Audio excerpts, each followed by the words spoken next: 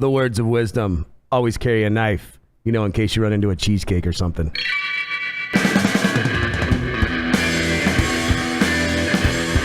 What's going on, guys? Welcome to the Wreckless podcast. My name is Cody Storts. Welcome to our lounge, our bar, the place where I like to sit and enjoy cocktails and sometimes some food that doesn't suck. All those good things. On with me today, we have the lovely Miss Dina.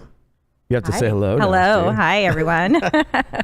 She is the owner, proprietor, and all things at Vino Nostra, yeah? Yeah, we've been there almost 4 years. Awesome. And then with us is the man, the myth, the legend behind Nolets. One of them, yes, sir? My name is Jarren Singh. Yeah. I'm the National Portfolio Manager for Nolet Spirits. What the heck is a National Portfolio Manager? That's a great question. Is that like just what they made up for the cards, or is that a real deal? I think they made it up for the cards. I know. I get stuff like that all the time. You're like, culinary genius. You're like, what the? Come on, bro.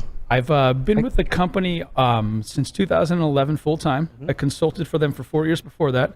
And I think I've had 7 or 8 different business cards with different titles. Oh, wow. That's pretty rad, dude. Yeah. I think that's the best part. You're like, what do you do? Same thing, different thing. Same thing, different name all the time. That's awesome, dude. It allows you to see the whole business. It's a lot of fun. Cool, man. Well, welcome to the show, dude. I don't know if you guys have been on before, but this is all about sitting back and not talking about all the crap on Facebook and Twitter or whatever that stuff is. And ignoring kind of what's going on in the real world and just enjoying the fact that we're in this crazy hell of a business. Yep. Right? Yeah, it's crazy business. And then on top of that, kind of enjoying the fruits and letting us know on the things that we don't know about products. And I'm happy to say that I know absolutely nothing really about Nolets. And I was a gin drinker back in the day, but not for the purposes that would be what we're drinking today. Back in the day, we used to just drink it and see if the tonic looked the same when you threw it up. Gin and tonics, and people were like, it looks the same after you're done. So we did a couple test runs, and that was about the end of my gin and tonic career in high school. But obviously, we're not doing that today. Yeah, We'll see what happens. Yeah, I was going to say unless you want to shoot in the bathroom, but that's a whole different ballgame, right? So Dina, what I want to hear about. I know that you started in downtown. You're a local here, yeah? Yeah, I am. I've been there 4 years for Vino Nostra Wine Bar. Yeah, that's the baby stretch, right? I know. I've been in the restaurant business 30 years. And holy moly. I know. I started when I was 16, and I love it. It's so much fun. Yeah. Well, I don't know if that's sarcastic or real. Yeah, right there, no, Steve. it really is.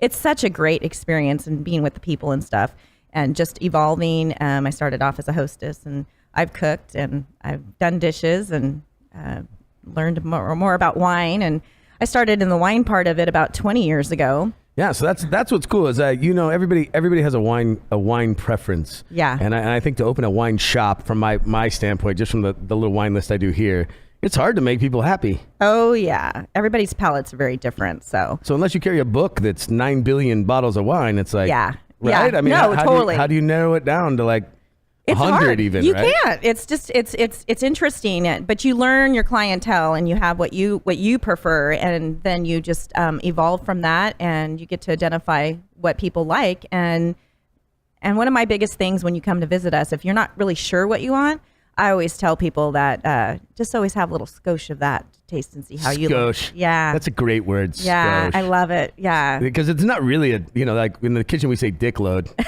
You're like, what do you mean? You're like, just put a dick load of that, man. I'm like, it depends who you're talking to, how much that is, but it's a technical term, really. Yeah. And it's always enough. It's enough. Yeah. Well, depends, I guess. Yeah. Nobody laughed at that. That was funny. I'm just letting you know. So back to wine. And it's cool. I've learned so much on the show about wine, and what's tripped me out the most lately, 2 things, and I got to ask your opinion on it. One is this winemaker deal. That the fact that there's this thing. I didn't know it's like coming about. That this guy can just, buy grapes and make a wine, and that's his wine, right? Yeah. And it's no longer from like a varietal or from like a vintage, or it doesn't even need to have a year on it. It's no like, I grew up with learning French wines, where like it's from that place that year, and it's blended out of those grapes on that, and and maybe there's a little off with, I think it's 10% or something you can do off. But now there's just like no rules. It's like the Wild West. It's pretty fun. Yeah, it's pretty amazing to see a lot of the evolvement, and I used to make wine actually on the side too years ago, and bought grapes and bought juice and all kinds of different stuff. So the direction and the things that you can do with it is pretty amazing. The history of it, it's one of my greatest love affairs is wine. But don't you think there's like a romantic thing with wine? Like it grows in a place, you Yeah. like, right? It grows, you get it, whatever it turns into, it's a good year, a bad year. And that was like the romantic thing of it, is like it's a huge process into getting this bottle of wine. Well, what I'm saying is now you can just go buy this and be like, oh, I want tannins in my wine, so I'm gonna go buy this really shitty grape that nobody would drink on its own. Oh yeah, totally. And just like mix it like a cocktail, and now it's a great wine. Oh yeah, you can make some good stuff. So that's a good thing, is what I'm saying. It is. It's art, nature, science, love, all in a bottle. So when you see that bottle, there's a lot of handcrafted that goes into it, and that's what's really unique about it. I just picture some like old guy with weird glasses, like sitting in a room with like 100 bottles, like take this out. He's like hammered. He's like, it's good, fuck it, right? Like by the end of it, you're like, oh, we got to start over tomorrow. It's okay. Right? Well, that does happen. Well, there of is a course. lab. I just, to me, it just sounds so odd. From like I used to be, when I first started cooking, it was like, hey, I'm going to put all these ingredients together and I'll make this mole with 90 things in it. It's perfectly balanced. And then as I got older and realized that like I could do it with 4 things and use better ingredients, and it was better. Like I kind of, that in my brain, I'm picturing some dude like, oh, I took these 50 bucks, and you're like, hey, bro, just grow the grape in a cool place. Wait, put it in a bottle, wait, and then drink it later. It'll probably be good, right? Like, I don't know. That to me is the romantic part of it, is that you have to be this patient part of it. And now everybody's like, oh no, we make this the same every year. We try to make it taste the same, and we blend over 100 years of barrels and this, that. And I'm like, man, but what did it taste like last year, right? Like, I don't, as a consumer, I don't know. I feel robbed. I guess that's just my French in me. The consistency. Do you know? Well, consistency sells. Isn't that an American thing though? I mean, isn't that like we want to like beat this like? I don't know. We want to beat like everything's that now we got to market this, so we spent money marketing this, so it needs to be the same every time. I don't know, dude.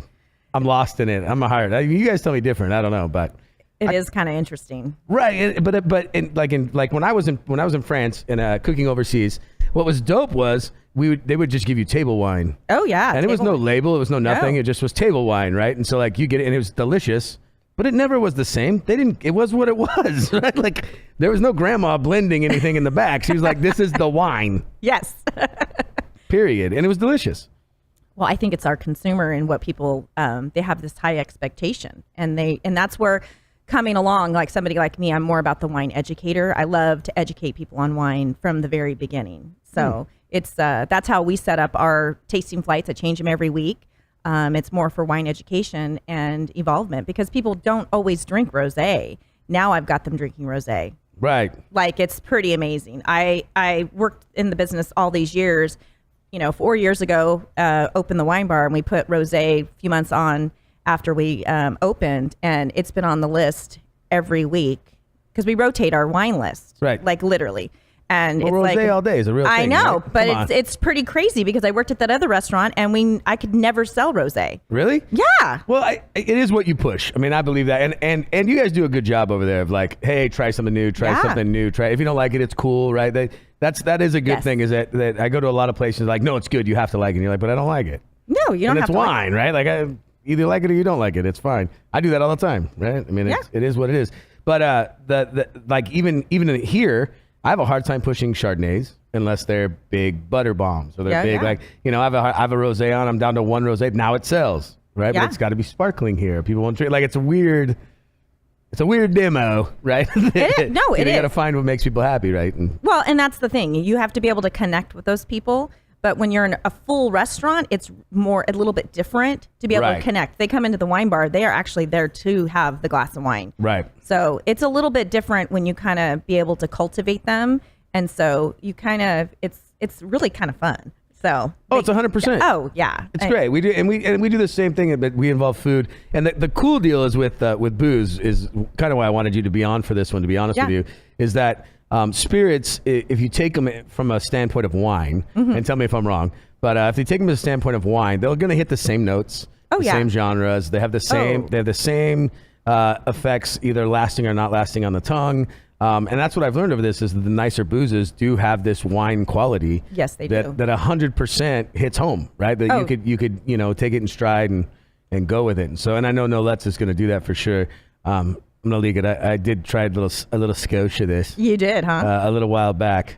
But I don't remember it, so it doesn't matter. It never happened. If I didn't remember, it never happened. I think the spirit side of the industry is looking at wine, and they like what they do. And we look at things like the feel and the finish and different wine buzzwords in the past are not fully integrated in spirits too.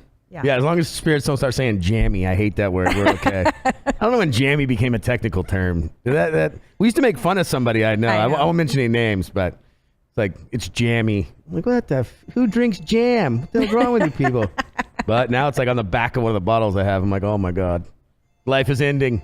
Nah, it's just beginning. Yeah, right. So the winemaker deal is a real deal, though. You dig it. Yeah. Because I can see also from the other side the artistic value of somebody being able to do that. The resources or having that job. I told somebody that's my retirement plan now. Well, that's my retirement plan too, for sure. Yeah, how do I get a warehouse and a comfy chair and a couple guys to run around and bring wine? Got the chair. Yeah, I got the chair. I know, you got the chair. You're almost there. Yeah, these are not bad, huh? Yeah, these are great. Yeah, dude, I like them. These are. We originally were trying to do it like at a table, but these jumped out at us, so we're like, oh, we're just gonna use these. Yeah, no, this is way better. Right? Oh yeah, way better. And I just met your daughter the other evening. Yes, and she's in the business as well. She is. Yeah, that's awesome. Is that are you handing it down, or are you telling her don't ever do that? No, I'm handing it down. So Good. Yeah, she's pretty amazing. She's she started. I used to take her to work with me, and, of course, and have her wait on my tables. I understand. When I was doing breakfast foods, my daughter used to come with me every day. Yeah, it's fun. I mean, and people really eat it up, and she's been able to explore and go on her own. Abusing child labor is a real thing. I know. Well, it's so funny because she now says, "Mom, I really know and I get what you did, and now I really get you and understand you." And I'm like, "Oh wow, really?" So she's like, "No, Mom, go do your thing.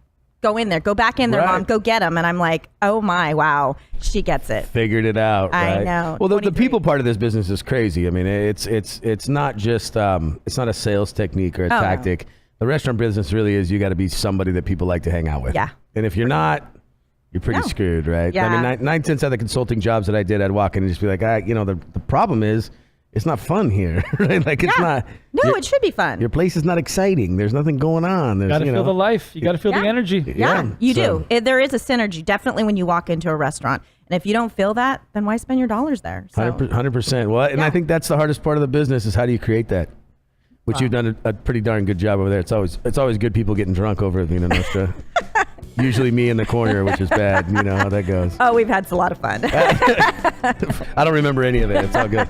All right, we're going to take a break. When we come back, we're going to talk about Nolets. Thank you, the podcast.